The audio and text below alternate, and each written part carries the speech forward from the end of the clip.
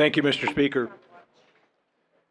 Members, first of all, let me express my appreciation to all of you for your concerted efforts and contributions to your many and varied constituents in whatever configurations they are. I learn a lot from you daily, and I try to use what I've learned as I represent my constituents. Last Friday, I think I was less than adequate in expressing what I had thought to be reasonable alternatives to what may happen here this morning. Those alternatives were a short-range solution to take care of the next 5 months, where government has to take a larger cut in what they're doing, and that's not up for us to decide individually what those cuts are, but for our committed public servants to do that, and then come back to us for our ratification. For the mid-range, I offered an idea for contingency recovery audits that I think a reasonable and a reasonably conservative estimate would produce over $240 million in the year that they're conducted, and numbers close to that in the ensuing years. So there are some more funds.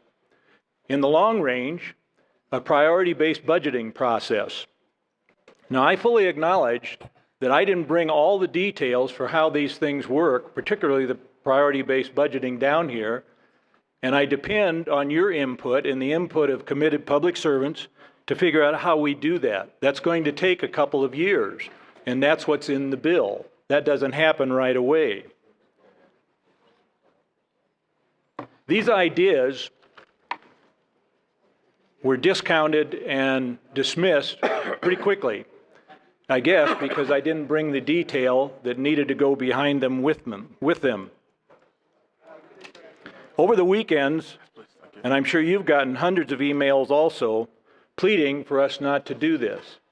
Editorials in the paper, and one was quoted, have also said this is not the way to go. Let me just state the last paragraph that Representative Nickel already quoted partially from the Longmont Times call. Last week, and I quote, "Last week, Governor Ritter said the global recession is taking a toll on families, businesses, and government agencies. That's true, with one critical distinction. Only the government can take a toll on the other two." That's what we're doing. I did share my ideas for a short-range solution, a mid-range solution, and a long-range solution, a strategy to get us to back off from the brink here. We need to work together on all of these to get these done.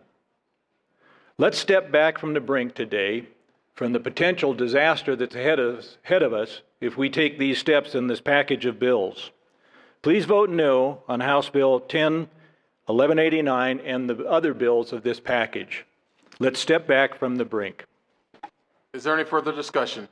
Seeing none, the question before the House is the adoption of House Bill 1189.